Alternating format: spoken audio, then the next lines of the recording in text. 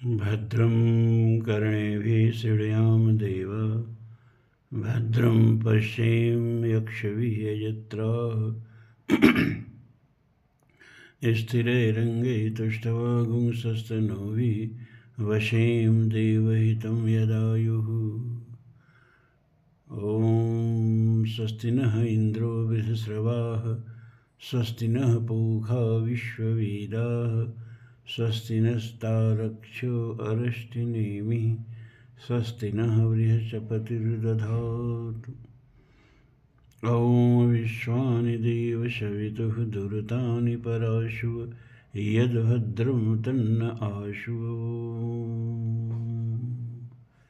धर्म प्राण सत्संग प्रेमी सज्जनों,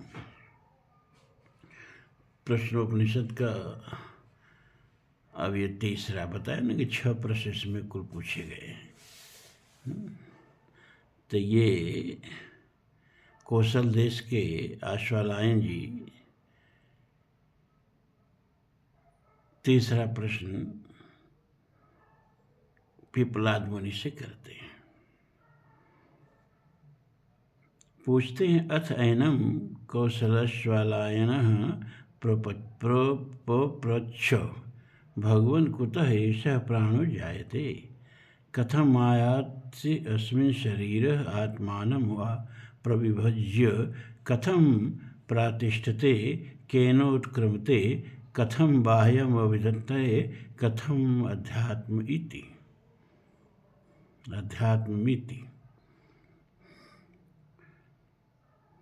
पूछ रहे हैं पिपलाद ऋषि से कौशल देशी अश्वलायन कि भगवान एषः प्राण, ये प्राण कुतः जायते। कुतः जायते माने किससे उत्पन्न होता है। अस्मिन् शरीरे, इस शरीर में कथम आयाति, कैसे आता है। वह आत्मानम, तथा आत्मानम माने अपने को प्रविभज्य विभाजित करके कथम प्रातिष्ठते किस प्रकार स्थित होता है। केन उत्क्रमते, किस ढंग से उत्क्रमण करता है, शरीर से बाहर निकलता है। कथम बाह्यम, किस प्रकार बाह्य जगत को अभिधत्ते भली भांति धारण करता है। कथम अध्यात्मम, किस प्रकार मन और इंद्रिय आदि शरीर के भीतर रहने वाले जगत को यह धारण करता है। यही मेरा प्रश्न है। तो देखिए, प्रश्न में, एक प्रश्न में कई प्रश्न पूछ दिए। भगवान कुतः एषः प्राणो जायते, यह प्राण किससे उत्पन्न होता है। और कथम आयात अस्मिन् शरीर, और इस शरीर में कहाँ से आता है, कैसे आता है। आत्मानं वा प्रविभज्य, और ये जो 5 भागों में अपने को बांट लेता है, प्राण, अपान, उदान, व्यान, समान, ये कैसे अपने को बांट करके कैसे स्थित रहता है। कथम प्रतिष्ठते, कैसे शरीर में स्थित रहता है। केनोत्क्रमते, और किस प्रकार यह शरीर से बाहर निकलता है। प्राण शरीर छोड़ता है ना, कैसे छोड़ता है। कथम बाह्यम अभिधत्ते, और कैसे यह बाह्य जगत को प्राण धारण करता है। ये प्राण, अपान, उदान, व्यान, समान, ये केवल शरीर को ही मनुष्य के, प्राणियों के धारण करते हैं, या बाह्य जगत को भी, पूरे ब्रह्मांड को यही 5 धारण करते हैं। तो धारण करते हैं तो कैसे करते हैं, यानी यह प्राण बाह्य जगत को कैसे धारण करता है, और आध्यात्म माने भीतर के शरीर को कैसे धारण करता है। ये इतना प्रश्न पूछ लिया गया। कुल 6 प्रश्न। तस्मै स होवाच अति प्रश्नान् पृच्छसि ब्रह्मिष्ठो आसीत् तस्मात् तेहं ब्रवीम। तस्मै स होवाच, उससे उन प्रसिद्ध महर्षि ने कहा, क्या कहा? अति प्रश्नान पृच्छस्तु, बड़ा कठिन प्रश्न पूछ रहे भाई। बहुत कठिन प्रश्न पूछ रहा है। ब्रह्मिष्ठ अस्य अति, तुम वेदों के अच्छी तरह से जानने वाले हो, इसीलिए मैं तेरे प्रश्नों का उत्तर देता हूँ। कहने का मतलब कि जो आदमी ब्रह्मिष्ठ न हो वो जल्दी से जो बताया जा रहा है उसको समझ नहीं पाएगा। ये बहुत महत्वपूर्ण बात बताई जा रही है जिस पर आज तक आप लोगों का ख्याल गया भी नहीं होगा, जबकि प्राण से ही जीवित हैं, प्राण से ही चल रहे हैं, प्राण से प्यारे इस जगत में कुछ नहीं है। कहते हैं कि तुम मुझे प्राणों से प्यारे हो, लेकिन प्राण के बारे में कभी उसका इतिहास नहीं जाना, भूगोल नहीं जाना, उसके बारे में नहीं जाना। ये बड़ा सौभाग्य की बात है कि इस उपनिषद में वो जो आपका सबसे प्रिय है प्राण, उसके बारे में विस्तार से बताया जा रहा है। तो कह रहे तो बड़ा कठिन प्रश्न पूछ रहा है, लेकिन तो ब्रह्मिष्ठ है, इसलिए मैं तेरे प्रश्नों का उत्तर दूंगा। क्या देते हैं? आत्मना एषः प्राणो जायते यथैषा पुरुषे छाये तस्मिन्नेतः दातम मनोकृतेनात्यस्मिन् शरीरे। एषः प्राण, यह प्राण आत्मानम, परमात्मा से उत्पन्न होता है। अब शंकराचार्य जी भाष्य लिखेंगे तो लिखेंगे कि आत्मा से उत्पन्न होता है, लिखेंगे नहीं, लिखे हैं। और ये रामानुज जी के आधार पर भाष्य है, तो यह बताया जा रहा है कि परमात्मा से उत्पन्न होता है। यथा, जिस प्रकार ऐसा छाया, यह छाया पुरुष के होने पर होती है, उसी प्रकार यह प्राण जो है परमात्मा के आश्रित रहता है। ये प्राण परमात्मा से उत्पन्न होता है, और वो हिरण्यगर्भ सूत्र में बताया ना, यस्य छाया अमृतम यस्य मृत्यु। ये अमृत और मृत्यु माने जीवन और मृत्यु जिसकी छाया मात्र है। यहाँ वही बात बता रहा है कि जैसे पुरुष का छाया पुरुष का अनुसरण करती है, होके नहीं होके भी होती है, नहीं होके भी होती है। छाया का क्या अस्तित्व है, लेकिन फिर भी छाया होती है और पुरुष का अनुसरण करती है, उस व्यक्ति का अनुसरण करती है, उस चीज़ का अनुसरण करती है जिसकी वो छाया हो।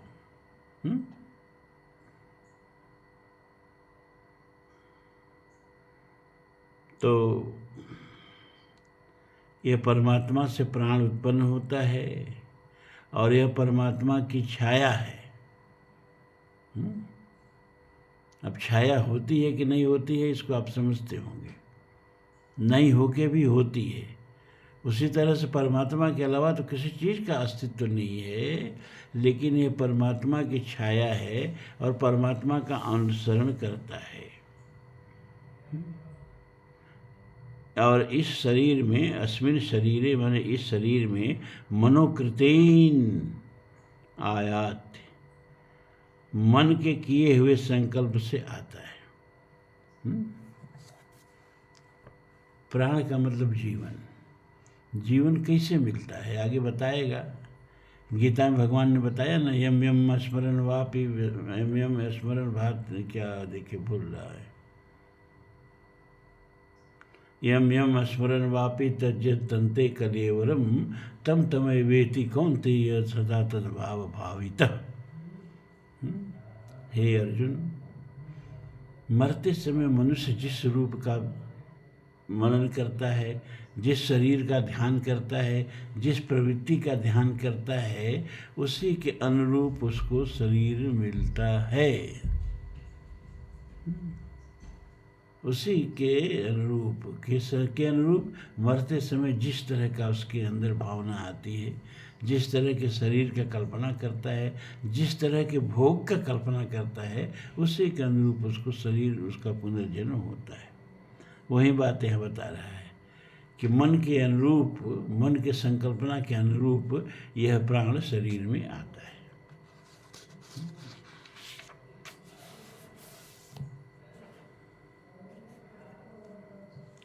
यथा सम्राडेवाधिकृतान् विनियुक्ते एतान् ग्रामान् अधितिष्ठते वेश प्राणः इतरान् प्राणान् पृथक पृथगेव सन्निधते। यथा माने जिस प्रकार सम्राट माने राजा अधिकृतान् एतान् प्राणान् अधितिष्ठस्व जिस प्रकार कोई राजा कर्मचारियों को कहता है कि एतान ग्रामान अधितिष्ठस्व, तुम इस ग्राम में नियुक्त हो जाओ, है ना। जैसे राजा कर्मचारियों को अलग अलग जगहों पर नियुक्त करता है, इसी प्रकार हैं यह जो मुख्य प्राण है यह अपने अधीनस्थ प्राणों को, मुख्य प्राण कौन है? प्राण। इसके अधीनस्थ कौन है? अपान उदान व्यान समान, पृथक पृथक शरीर में स्थापित करता है। जैसे कोई राजा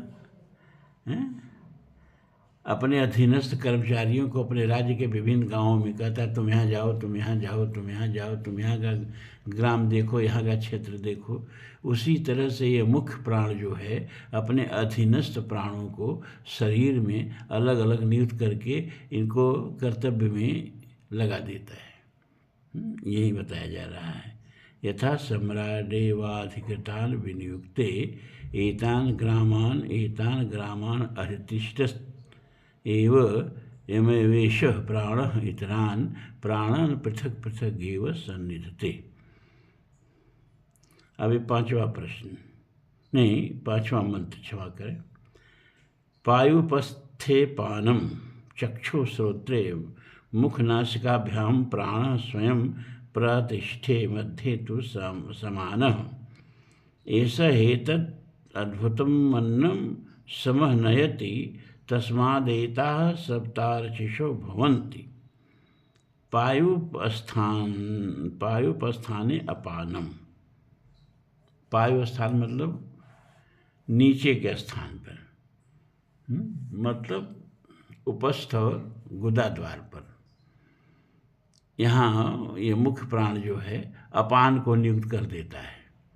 यानी अपान का काम क्या है? मलमूत्र का समय से शरीर से निष्कासन करना। और चक्षु श्रोते मुख नासिकाभ्याम प्राणम स्वयं प्रतिष्ठिते। नेत्र में, श्रोत्र माने कान में, मुख में, नासिका में यह प्राण अपने को स्वयं को प्रतिष्ठित कर लेता है। मध्य तु समान, और मध्य में, शरीर के मध्य में मतलब पेट में समान को नियुक्त कर देता है। ऐसा हेतद्भुतम् अन्नं समं नयति तस्मादेताः सप्तार्चिषो भवन्ति।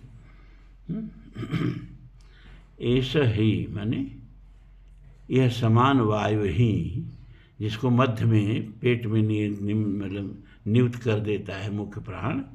एतत् हुतम अन्नम, इस प्राणियों के मतलब द्वारा हवन किए गए अन्न को, यह पेट में जठराग्नि है ना, और इसमें अन्न का हवन करते हैं। यह भोजन भी एक यज्ञ है, इस यज्ञ से जीवन चलता है।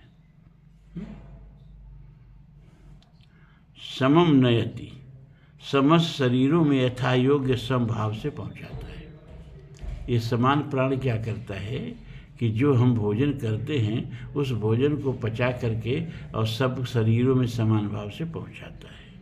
तस्मात् उससे एताः सप्तम, ये 7 अर्चस ज्वालाएं उत्पन्न होती हैं। इस भोजन से ये 7 ज्वालाएं मतलब ज्वाला प्रकाशित होती है ना, तो ये 7 प्रकाशमान इंद्रियां जो अपने विषयों को प्रकाशित करती हैं उत्पन्न होती हैं। ये 7 कौन कौन हैं? 2 कान, 2 कान का छिद्र है ना। इसको जब कहते हैं 5 ज्ञानेंद्रिय, 2 कान को 1 कान में जोड़ लेते हैं, श्रवणेंद्रिय। लेकिन ऐसे 2 है, 2 आँख, 4 हो गए, 2 नासिका जिसे गंध महसूस करते हैं, और 1 मुख। तो 2, 2 4, 2 6, 1 7। ये 7 जो प्रकाश विषयों को प्रकाशित करने वाली अर्चियाँ हैं, ज्वालाएँ हैं या इंद्रियाँ हैं, ये इसी प्राण से, समान से जो ऊर्जा बनती है, भोजन पचाकर जो ऊर्जा बनती है, उस ऊर्जा से ये सक्रिय होते हैं, ये कार्य करते हैं। हृदेश आत्मा अनैतदेशकतं नाडीनां तासां शतं शतमेकस्यां द्वादशसप्तिर्द्वादशसप्तिः प्रतिशाखा नाड़ी सहस्राणि भवन्त्यासु व्यानश्चरति। ऐसा ही यह प्रसिद्ध आत्मा माने जीवात्मा हृदय देशे, हृदय के मध्य में स्थित रहता है। हृदय का मतलब यहाँ वो धड़कने वाला हृदय नहीं, हार्ट नहीं। ये पूरे अपने शरीर का मध्य भाग।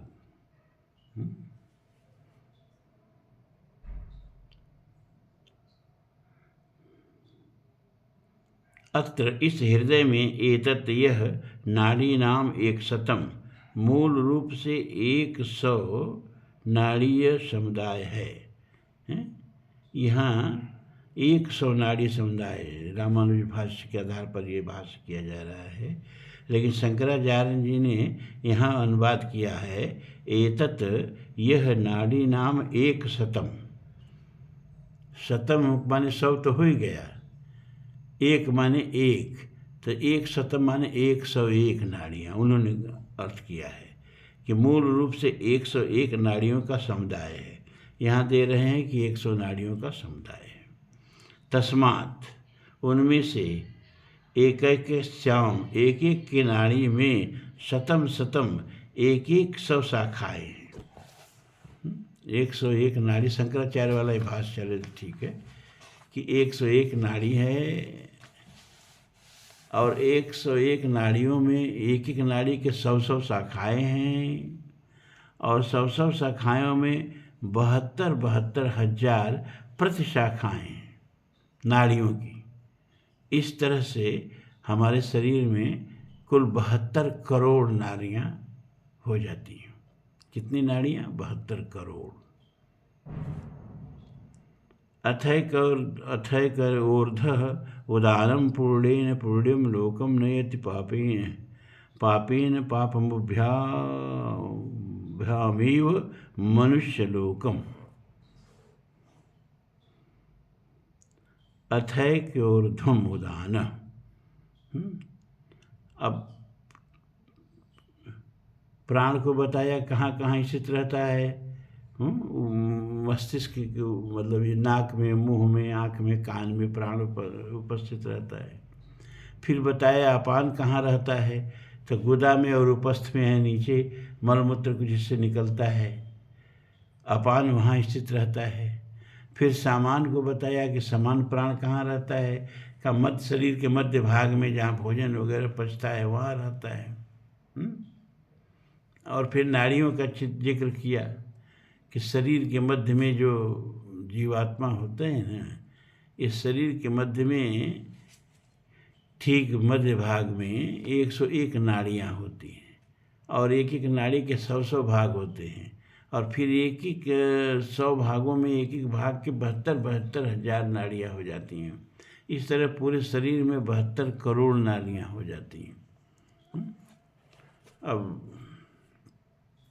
इसीलिए हमारे शरीर में कहा गया है कि नाड़ियाँ सभी नसों को, जितने हमारे शरीर में हैं, अगर एक लाइन में जोड़ दिया जाए, एक धागा बना दिया जाए, सब नाड़ियों को जोड़ करके, सब ब्लड कैपिलरीज को जोड़ करके, तो उसकी लंबाई करीब करीब 96,000 किलोमीटर से 1 लाख किलोमीटर हो जाएगी। और अब एक आदमी के नसों की लंबाई से इस पृथ्वी को करीब करीब 2.5 बार लपेटा जा सकता है, क्योंकि पृथ्वी की पूरी परिधि, अगर पृथ्वी का रक्षा बंधन करना हो तो 40,000 किलोमीटर अगर लंबा धागा आपके पास है तो एक बार धरती का रक्षा बंधन हो जाएगा। माने धरती की परिधि जो है 40,000 किलोमीटर है। एक आदमी के नसों की लंबाई 1,00,000 किलोमीटर है, मतलब 40 अढ़ाई है, मतलब 2.5 बार धरती का रक्षा बंधन एक आदमी के नसों से हो सकता है। वही यहाँ बता रहा है, अथैकोर्ध्वम् उदान। अब अथ एक ऊर्ध्वम, और इस नाड़ियों में से एक नाड़ी जो है वह ऊपर की ओर जाती है, और उदान वायु उसमें से होके विचरता है। यह एक नाड़ी जो ऊपर से होके जाती है, उसको इसमें दिया नहीं है, उसका नाम पूज्य शंकराचार्य महाराज ने अपने भाष्य में दिया है, वह सुषुम्ना नाड़ी है। और उस सुषुम्ना नाड़ी में यह उदान वायु जो है ऊपर की ओर विचरण करता है। पुण्य कर्मों के द्वारा मनुष्य को पुण्य लोकों में ले जाता है। कौन? यह उदान प्राण। और पाप कर्मियों को नीचे के लोकों में घसीट करके ले जाता है। और जो पाप और पुण्य दोनों का मिला जुला समीकरण है, ऐसे लोगों को मनुष्य लोक में ही जन्म देता है। मतलब कर्मानुसार योनियों को प्रदान कराने वाला प्राण कौन है?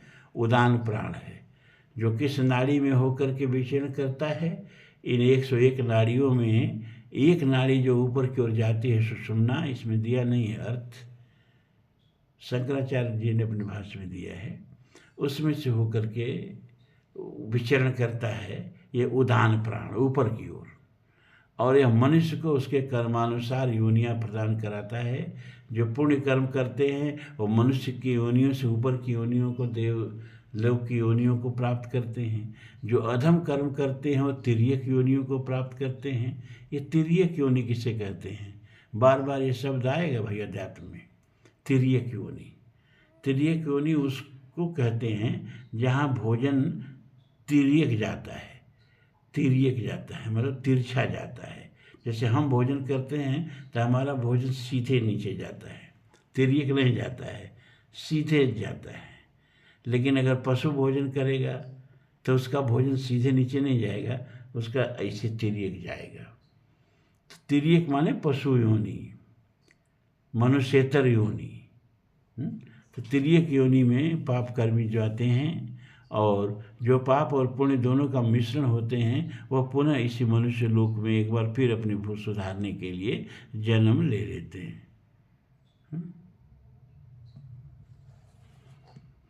आदित्यो है वह बाह्य प्राण उदयतेश चाक्षुषम प्राण मनुगृहान न पृथिव्याम या देवता सैषा पुरुषस्यापानम अवष्टभ्यांतरा यदाकाश स समानो वायुर्व्यान। आदित्यो है वह बाह्य प्राण। ये प्रश्न किया गया है ना कि बाह्य प्राण क्या है और अंतः प्राण क्या है। यानी शरीर में कौन प्राण जो है वह शरीर को कैसे धारण करता है और इस पूरे ब्रह्मांड को कैसे धारण करता है। तो बता रहे हैं ऋषि यहाँ कि पूरे ब्रह्मांड को भी यही 5 प्राण धारण करते हैं। उसमें मुख्य प्राण है सूर्य। निश्चय ही यह आदित्य सूर्य ही बाह्य प्राण है। यही एनम चाक्षुषम इस नेत्र संबंधी प्राण पर अनुग्रह करता हुआ उदित होता है। शरीर में हम बताया ना कि शरीर में जो प्राण है वह आँख में, नाक में, कान में ऊपर की तरफ कार्य करता है, मुख में। तो वहीं ये बता रहे हैं कि इस जगत में प्राण जो है सूर्य के रूप में है और मुख में ये मनुष्य के शरीर में यह मुख्य प्राण जो है नेत्र में है। नेत्र के यहाँ लक्षण से प्रयुक्त है, मतलब नेत्र में, श्रवण में, मुख में प्राण कार्य करता है।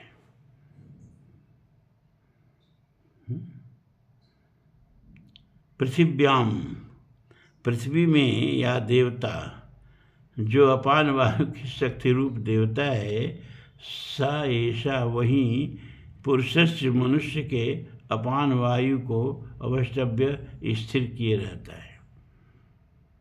अपान वायु क्या करता है? नीचे की तरफ मलमूत्र का त्याग कराता है। बताया कि पृथ्वी में यह अपान वायु जो है, अपान प्राण जो है, वो मनुष्य को नीचे की तरफ पकड़ा रहता है। इसी की वजह से मनुष्य जो है ऊपर टपकता नहीं है, ये पृथ्वी पर स्थिर रहता है। मतलब अपान प्राण जो है पृथ्वी में स्थित होकर के पृथ्वी के समस्त वस्तुओं को पृथ्वी में चिपकाए रहता है, पकड़े रहता है, जिसको आज की भाषा में गुरुत्वाकर्षण कहते हैं। आइंस्टाइन, क्या नाम है उसका, न्यूटन ने कहा ना कि हर पिंड में उसके मात्रा के हिसाब से गुरुत्वाकर्षण होता है जो दूसरे पिंड को खींचता है। आइंस्टीन जब हुआ तो उसने कहा ये सब बकवास है। 200 बरस तक के न्यूटन का फिजिक्स में गुरुत्वाकर्षण का सिद्धांत शासन करता रहा। आइंस्टीन ने कहा गुरुत्वाकर्षण नाम की कोई शक्ति होती ही नहीं है, वो तो हर वस्तु अपनी मात्रा के हिसाब से इस स्पेस को कर्व करती है। उससे गड्ढा पैदा होता है स्पेस में, और उस स्पेस में जो वस्तु गिरती है उसको गुरुत्वाकर्षण कहते हैं। जैसे एक चादर है और चादर तान दो और उस पर लोहे का एक गेंद ढंगराओ, तो लोहे का गेंद जहाँ जहाँ जाएगी चादर वहाँ वहाँ मुड़ता जाएगा। इसी तरह से स्पेस एक चादर की तरह से है, और हर द्रव्यमान वाली वस्तु उसमें अपने द्रव्यमान के हिसाब से वक्र पैदा करती है, और उस वक्र में जो वस्तु आती है वह उस वस्तु की तरफ गिरती है। इसी को गुरुत्वाकर्षण कहते हैं। खैर, ये सब विज्ञान की बातें हैं। तो जैसे अपना सिद्धांत स्थापित करके फिर इसको लोग काटते हैं, तो हमारे यहाँ कहा गया कि पृथ्वी में अपान प्राण है जो पृथ्वी के हर वस्तु को पृथ्वी में चिपकाए रहता है, और यही व्यक्ति के शरीर में कार्य करके, प्राणियों के शरीर में कार्य करके उसके मलमूत्र को भी बाहर निकालता है।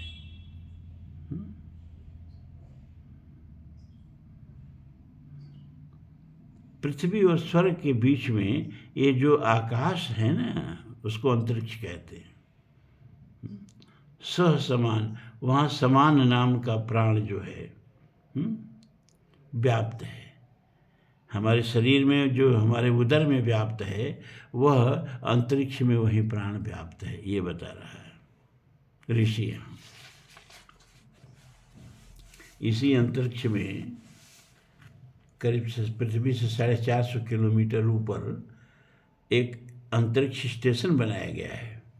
जैसे रेलवे स्टेशन होता है ना, वही से अंतरिक्ष में स्टेशन बना दिया गया है, और वह स्टेशन जो है घूमता रहता है। स्थिर रहेगा तो गिर पड़ेगा, घूमता रहता है। और 24 घंटे में वह स्टेशन जो 450 किलोमीटर ऊपर है पृथ्वी के अंतरिक्ष में, वह 24 घंटे में पृथ्वी का 16 चक्कर लगा लेता है। पूरी पृथ्वी का 16 चक्कर लगा लेता है।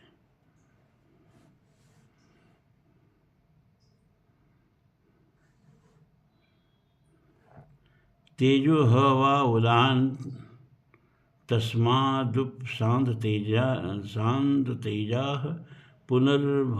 पुनर्भवमिंद्रिय मनसि संपद्यमाने। ह तेज वै, प्रसिद्ध तेज ही उदान है।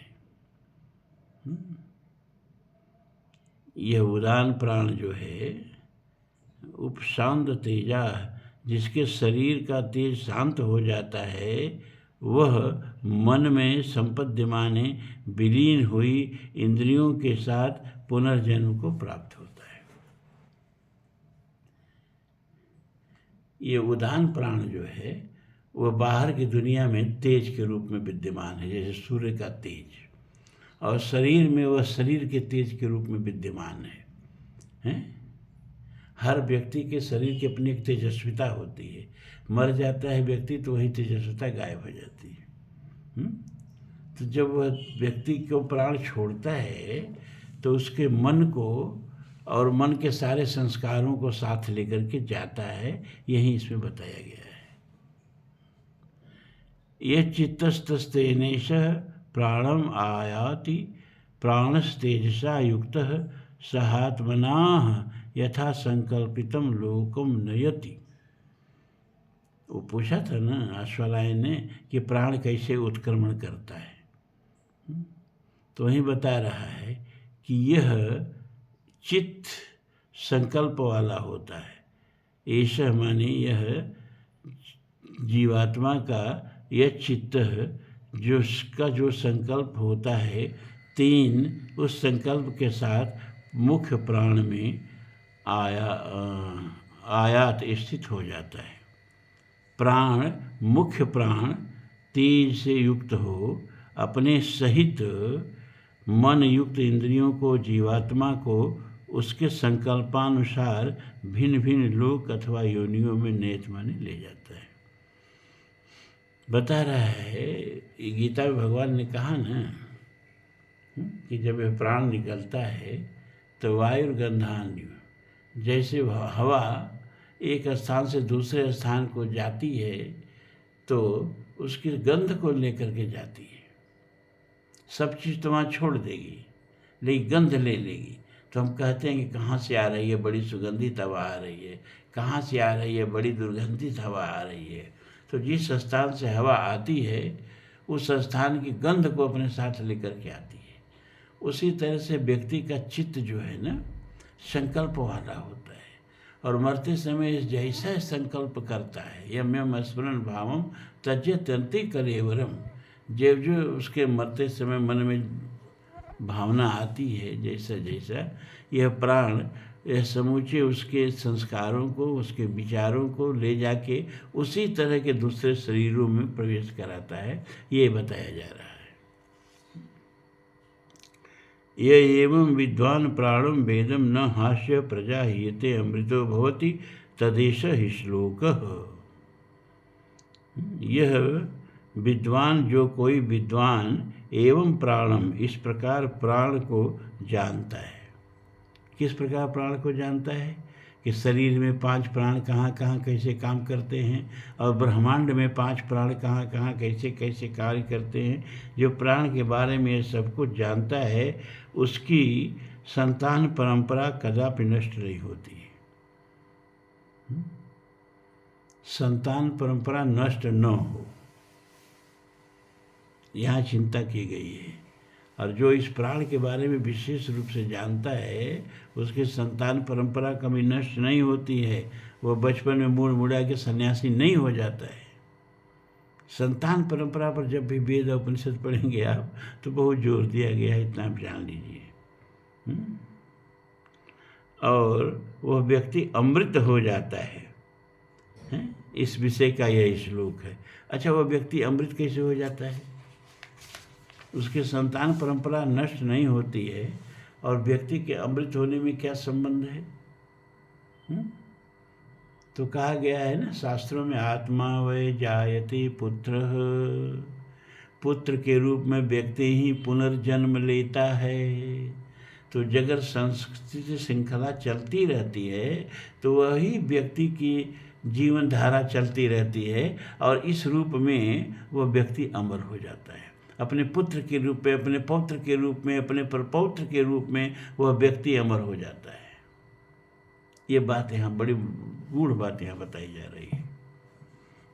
आत्मा वै जायते पुत्र, पुत्र के रूप में हम पुनर्जन्म लेते हैं, परपौत्र के रूप में फिर पुनर्जन्म लेते हैं, उसके पुत्र के रूप में फिर पुनर्जन्म लेते हैं। जिसकी संतति श्रृंखला चलती रहती है उसकी जीवन धारा अमृत हो जाती है।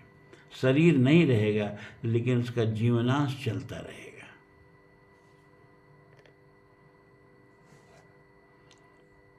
उत्पत्ति आयाति स्थानम विभुत्वम चैव पंचधा अध्यात्मं चैव प्राणस्य विज्ञायामृतमश्नुते विज्ञायामृतमश्नुते। प्राणस्य प्राण की उत्पत्ति आयातिम आगम स्थान विभुत्वम एव और व्यापकता को भी तथा एवं अध्यात्म पंचधा च बाह्य और आध्यात्मिक 5 भेदों को भी भली भात जानकर अमृतम अश्नुते व्यक्ति अमृत का अनुभव करता है। विज्ञाय अमृतम अश्नुते इसे जान करके अमृत का अनुभव करता है। 2 बार कहा जाता है कि जब कोई मतलब क्या कहें अध्याय को समाप्त करना होता है तो अंत में वाक्य में 2 बार दोहरा दिया जाता है। तो जो 2 बार दोहरा दिया गया है विज्ञामृतमश्नुते इति मतलब यह प्रकरण समाप्त हुआ। कौन सा प्रकरण समाप्त हुआ कि जो इस प्राण के बारे में जानता है, यह कैसे पैदा होता है, कैसे शरीर में आता है और कैसे 5 प्रकार से शरीर में कार्य करता है और कैसे यही प्राण जो है ब्रह्मांड में कार्य करता है, इस सारी चीज़ों को जो जानता है वह अमृत हो जाता है, वह अमृत हो जाता है। यह बात 2 बार कह करके इस प्रकरण को ऋषि समाप्त करता है। अब कल से 4था प्रश्न शुरू होगा।